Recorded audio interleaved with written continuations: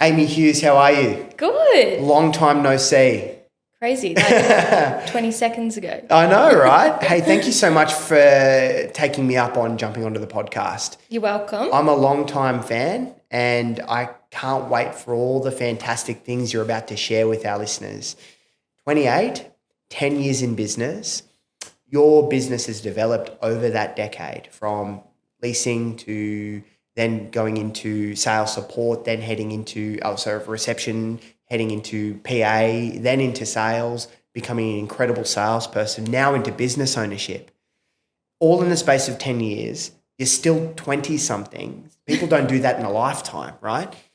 So I wanted to ask you, from all of those moments, what were some of those learnings and teachings back in those early days that inspired you to keep going and keep striving for that next thing? Yeah, absolutely. It's funny you say I'm still in my 20s because I don't feel it. Okay, yes. But I'm hanging on. I've got 2 years left in my 20s, so I'm hanging on to it. Look, I obviously started at PRD. I was 19. I just turned 19. So I'd finished my HSC. I was just working at the chemist thinking, what am I going to do? And then started at PRD. I started as a leasing consultant, moved quite quickly, I'd say 6 months from there. Yeah. I moved straight into my role as a personal assistant for Dean. Yeah. Now that's where, like, obviously I learnt a lot in my leasing role, of course, on the property management side of things, but most of my learnings were definitely from Dean. Yeah. And I was under his wing for about 4 years. Yeah.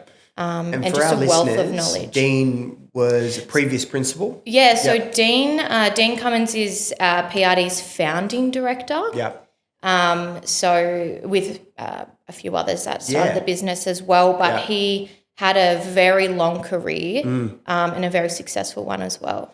And you had direct access to the king himself. I did. To be able, so having a mentor, really important in early growth. Oh, very important, especially I think Dean really humbled me as well. Like, as you can imagine, as a young person, you're excited, you've got all this energy, you just want to get to the top. And Dean was really able to, just pull me down a little bit, which I think is really important. I think you can shoot for the stars and fall quite quickly if your attitude's not quite right. Yeah, I suppose now that you're saying that, if young people, if they don't have that right mentorship, it's not always about these are the things to do. It's sometimes these are the things you shouldn't do. And then having someone like a Dean who has a very interesting way of sort of keeping you on your toes. Yeah, 100%. And I think,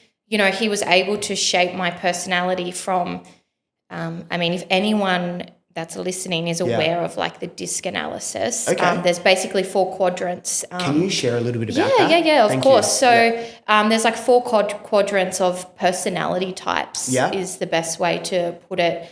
And you've got, D, I, C and S, and each of those quadrants represents a different trait from a personality. Yes. Now we find quite often, especially as salespeople, we're very typically I's. We're very outgoing. Our energy kind of lives up here, and we just keep going. Yeah.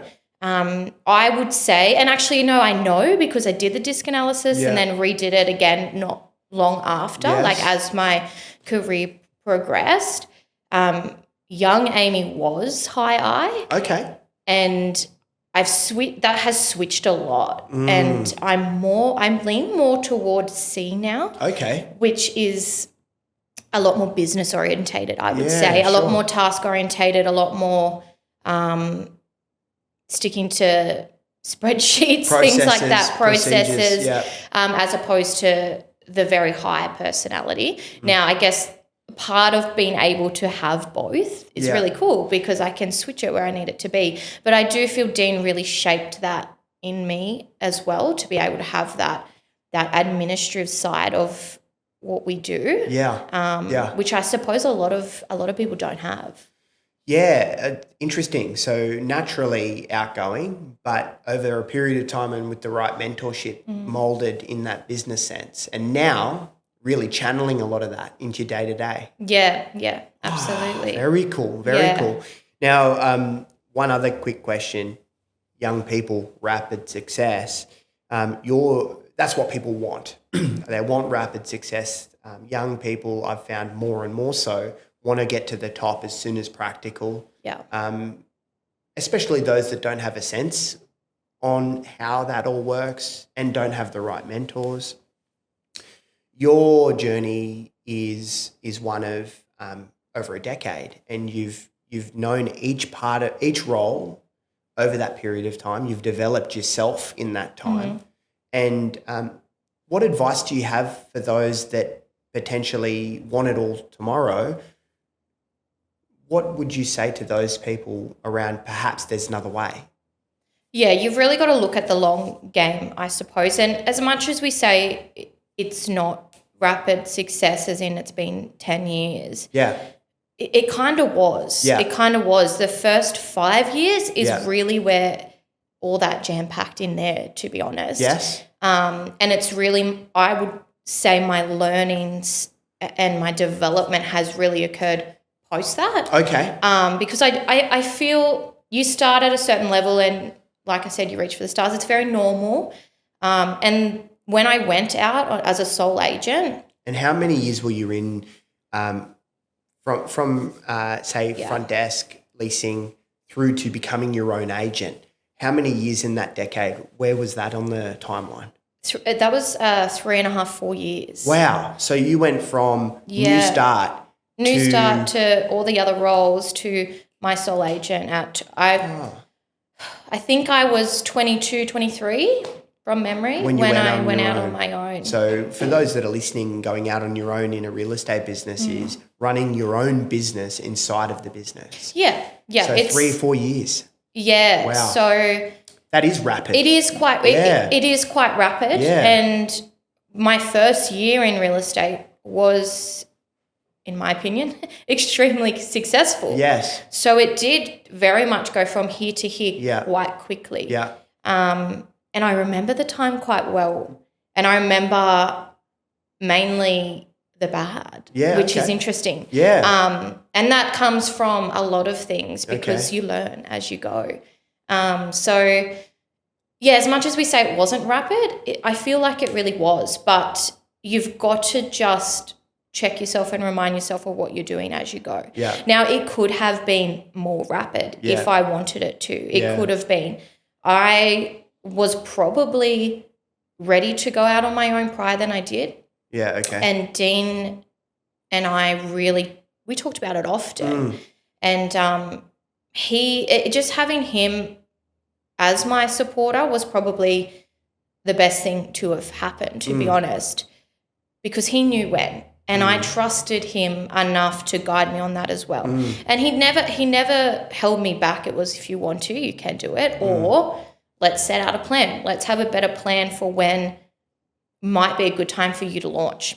Yeah. And he really wanted that to be successful just as much as I did. So I did wait, and I'm so grateful that I did because the learnings I took from that and the skill and the ability to just catapult this way was beneficial because of that. Where I do feel a lot of young people, I shouldn't categorize, but the ego comes in, and the ego comes in a spade. I'm great, I'm going to do it. I'm ready, I'm going to do it. What's the worst that could happen?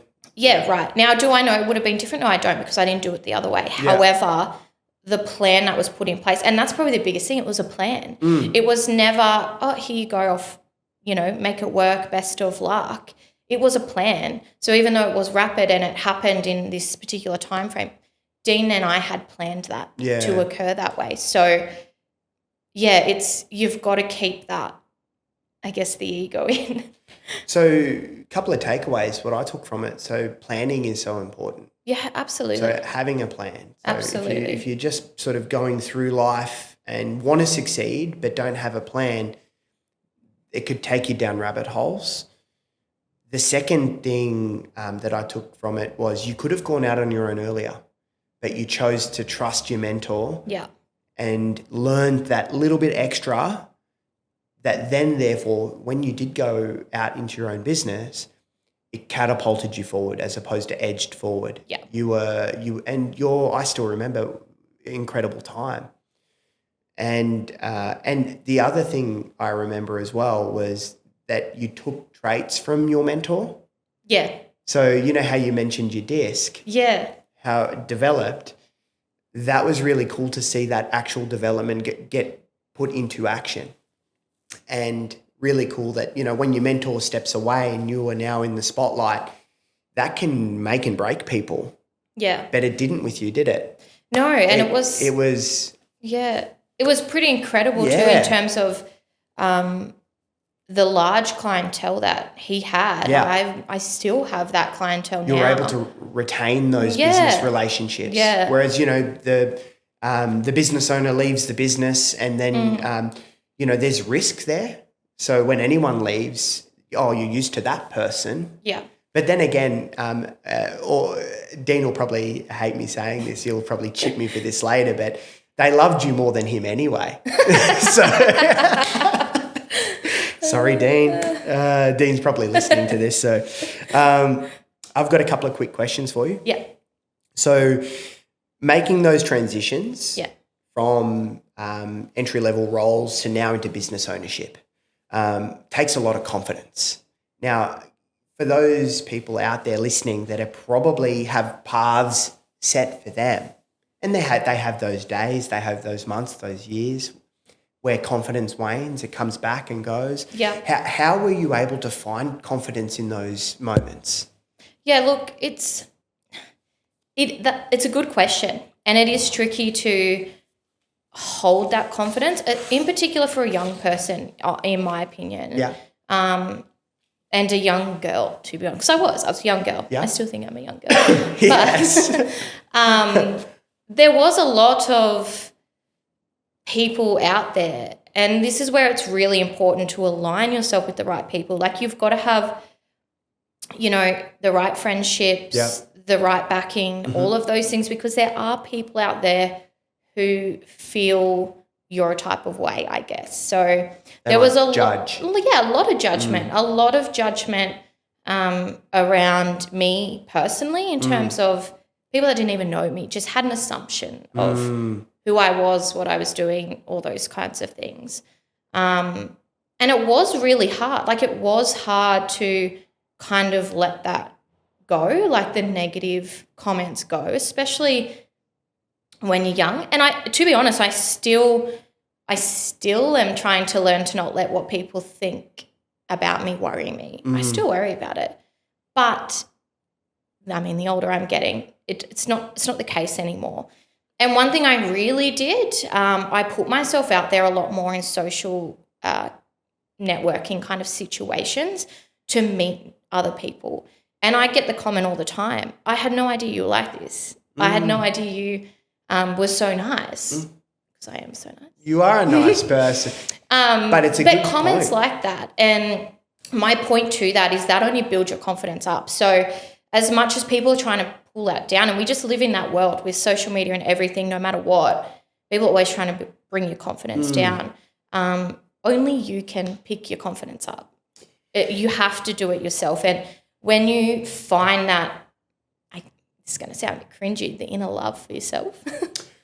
I think that's really important. And, and the know, like, you've got to know yourself. I know I'm trustworthy. I know I'm loyal. I know I do the right thing. So when it comes to things like that, it's easier for you to say it doesn't matter because they can think that because I know I'm not that.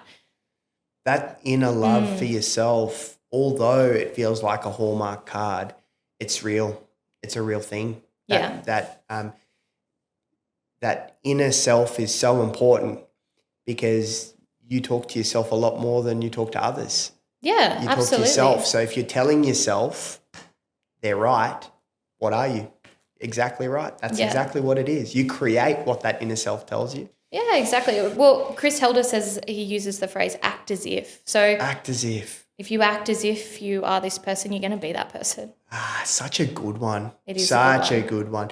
See, this is the juicy stuff. I love speaking to people just like you, all the listeners, the thousands of people that will listen to this podcast. There's so many young people that are Amy's 10 years ago that need to hear this. Amy's 5 years ago need to hear this, because Tall Poppy is strong in Australia. Oh, it's alive it is. and well. It is. It's alive and well. It is. And people love ripping young, enthusiastic, fantastic people down. And it's a reflection of themselves. They might not like themselves, or that self-talk in their minds might be pulling them back. So when they see someone that loves themselves in all the right ways, doing well. It can feel threatening to them, I think. Agreed. And that's okay. That's a good way of putting it. Like, that's okay. But like, obviously when you're quite young, it is very hard to not take it personally in a lot of ways. And I do feel there was a time in my career, and you'd probably remember it. I did dull my light a bit. Like, I really pulled back in, I guess, what I was doing. Yeah. Not like as in selling real estate or anything like that. Just my social media presence. Yeah. Things like that, because I was so concerned about people ripping me to shreds. Yeah. And I'm still not great in front of the camera, even though we're in front of the camera today. I'm still not, but it might look like I am. Yeah. But like Tara, my assistant, she has to push me to do the videos. Like she will say, stand here and do this. Yeah. And say this. I'll do it. Yes. But it's just, there's always that fear. But I think you've got to really just focus on you and what you're doing. And you're changing your life. Yeah. And if people want to jump on that ship and celebrate you too, that's great. If they don't, it doesn't matter. Yeah. Having, like you said, having a good team around you. There's people that lift you and there's people that don't. And you learn that. You learn that as you go. You won't know who those people are until you know. They make themselves known to you. Absolutely, yeah. And over that time, would I be correct in the assumption that you would have gained friends in that decade and you would have let friends go in that decade? Yeah, absolutely. To be honest, like I'm so grateful for the group I do have. Yeah. My core group of friends, I've had since high school. Yeah. Now, we didn't go to high school together, but we were that age. We danced together. Yeah. So I've had the same friends since then, and they've been on this journey with me. There have been friends that have come and go. There's been boyfriends that have come and go also. Yeah. Yeah. There's been people everywhere that come and go. But you know who's there and who's not is probably the best way to put it. But I'm very close with my family too. So my cousins and things like that, I've always been very close with them. Close family. And their wives as well, who are now my best friends like also. sisters, yeah? Yeah.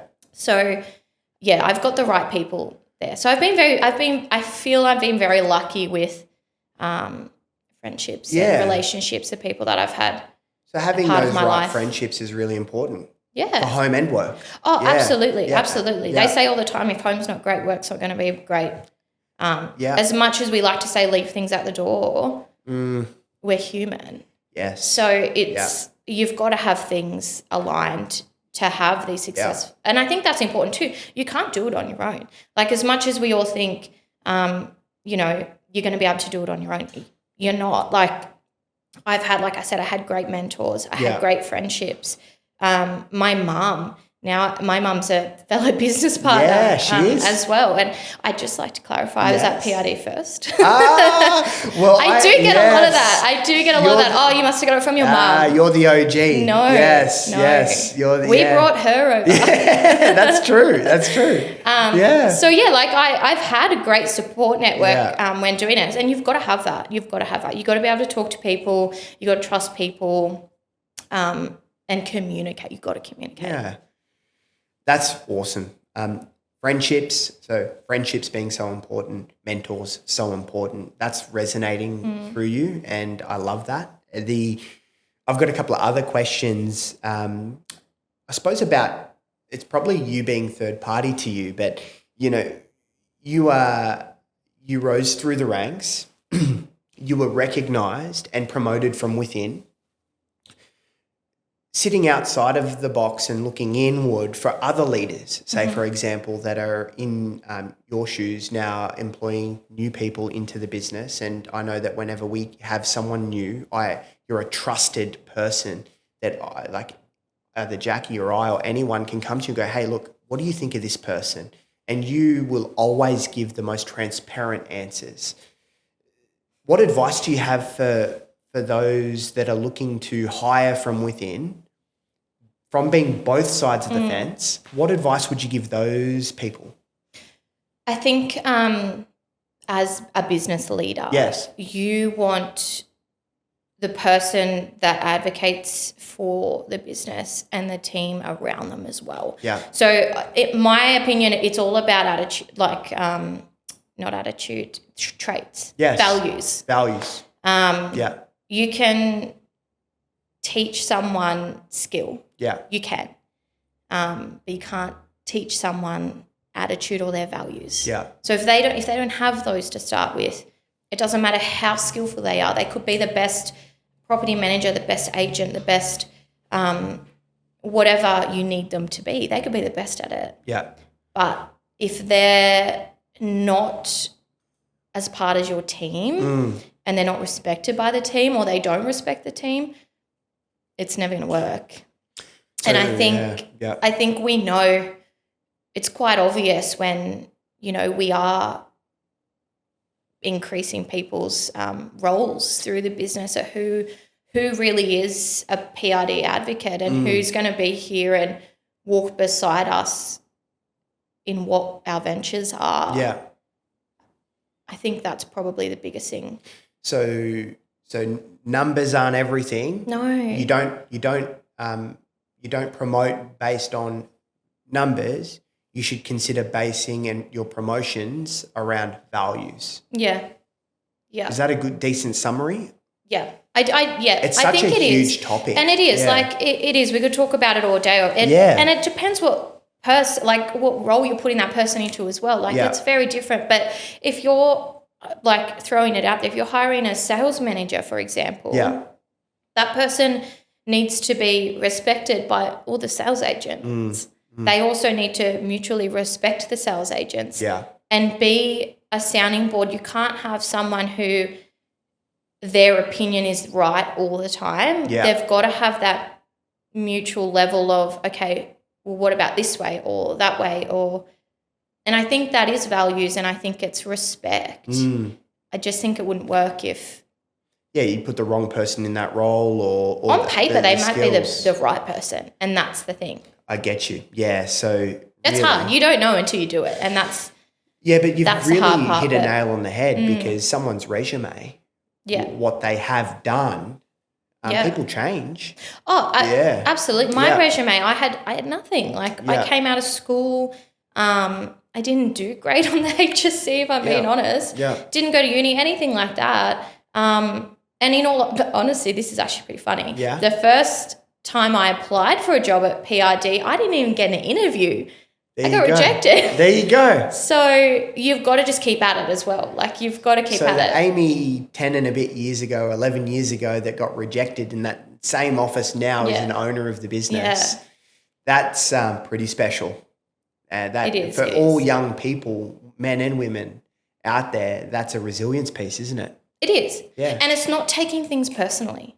And it worked out better for me because that particular role was a part-time position. And I didn't want part-time. Yeah. I was just trying to get a foot in the door. So the next role was actually full-time. So things happen for a reason. They do. Yeah. And it did work out better for me on that particular occasion. But you've got to keep at it. If you get rejections, it's not a dig at you is probably the best way to put it. And I think we do live in a world where we do fear that rejection and we fear failure. Yes. But it's not necessarily failure. It depends how you look at it. Yeah. I think there's a learning in everything.